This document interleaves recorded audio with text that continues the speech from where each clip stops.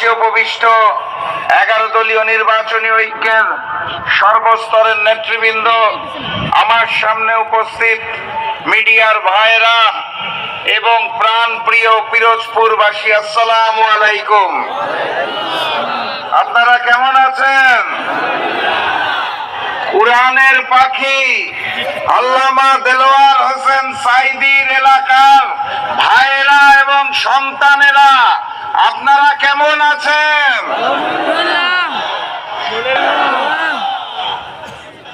আমার প্রথমে আপনাদের কাছে একটা ছোট্ট জিজ্ঞাসা আছে। কুরআনের পাখি আমাদের যে শিক্ষা দিয়ে গিয়েছিলেন, সেই শিক্ষা কি আমরা ভুলে গেছি? আমরা কি ঘুমিয়ে গেছি? তাহলে আমার এলাকার মা এবং বোনদের উপর ওই নতুন জালেম বিএনপি হাত দেয় কি করে? আপনাদের রক্ত টকবক করে ফুটে ওঠে না? সারা দেশের মা এবং বোনদের উপরে তারা হামলে পড়েছে, তারা নির্বাচনী প্রচারণা করতে বাধা দিচ্ছে। আমরা কি নিশ্চুপ দেখে যাব? যেখানেই মা এবং বোনদের উপর হামলা হবে,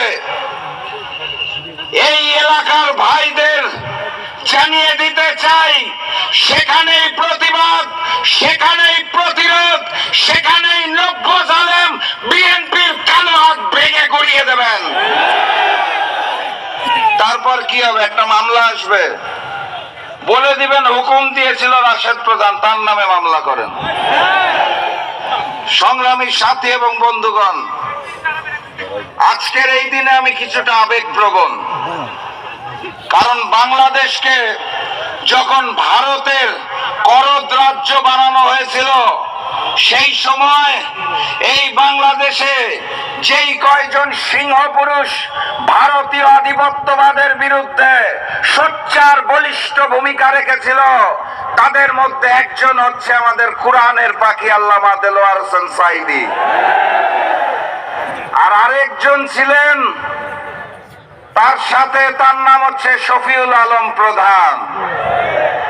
আজকে এখানে এসে কুরআনের পাখির দুই সুযোগ্য সন্তানের জন্য নির্বাচনী সমাবেশে আমি উপস্থিত হতে পেরেছি শফিউল আলম প্রধানের সন্তান হিসেবে। এটা আমার জন্য একটা বিশাল পাওয়া, আলহামদুলিল্লাহ। সংগ্রামী সাথী এবং বন্ধুগণ, আপনারা সবই জানেন এবং বুঝেন, লন্ডন থেকে একজন মুফতি উড়ে এসেছেন। জানেন নাকি আপনারা? আই হ্যাভ আ প্ল্যান বলে কি প্ল্যান আর ব্যাখ্যা করতে পারেন না। তারপরে আমরা দেখি আমাদের মা এবং বোনদের ইজ্জতের উপর তারা হাত দিতে চায়। তারপর আমরা দেখি তারা আমিরে জামাতের সোশ্যাল মিডিয়া অ্যাকাউন্ট হ্যাক করে নারী বিদ্বেষী পোস্ট দিতে চায়।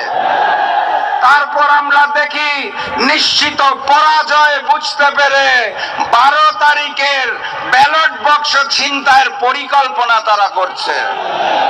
এইটার নামই হচ্ছে লন্ডনের মুফতির আই হ্যাভ আ প্ল্যান।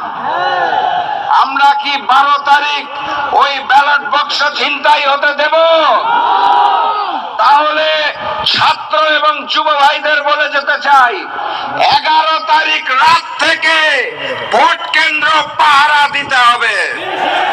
ভোটের ফলাফল ঘোষণার আগ পর্যন্ত ভোট কেন্দ্র চারপাশে হাতে একটা করে বাঁশ নিয়ে পাহারা দিবেন।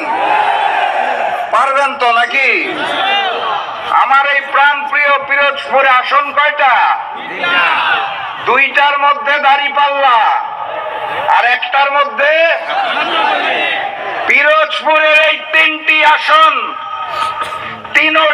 তিনোটাতেই জয়যুক্ত হয়ে আগামী দিনের প্রধানমন্ত্রী ডাক্তার শফিকুর রহমানকে উপহার দিতে হবে।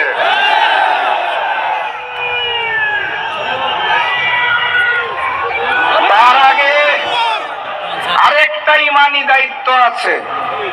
ওই একই দিনে আরেকটা ভোট আছে, মনে আছে তো নাকি? গণভোট।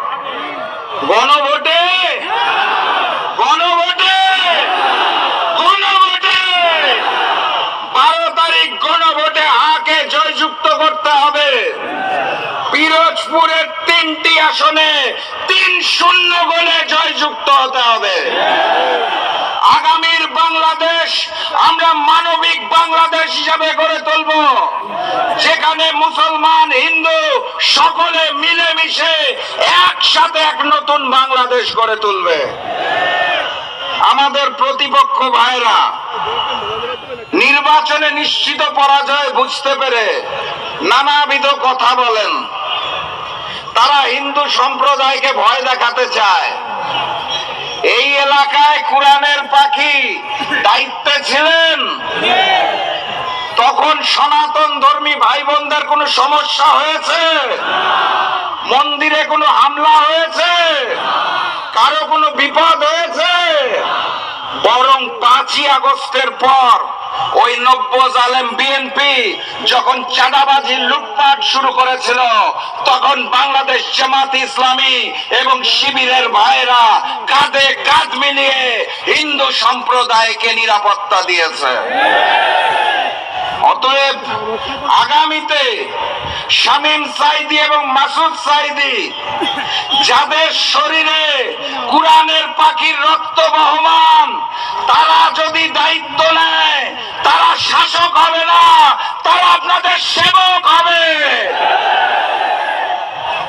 তাহলে আর বক্তব্য দীর্ঘায়িত করতে চাই না, বিদায় বেলায় শুধু বলে যেতে চাই, লন্ডন থেকে আসা মুফতি এবং তার নব্য জালেম বিএনপিকে আগামী 12 তারিখ পিরোজপুরবাসীর পক্ষ থেকে লাল কার্ড দেখানো হবে। ইনশাআল্লাহ দেখা হবে বিজয়ে।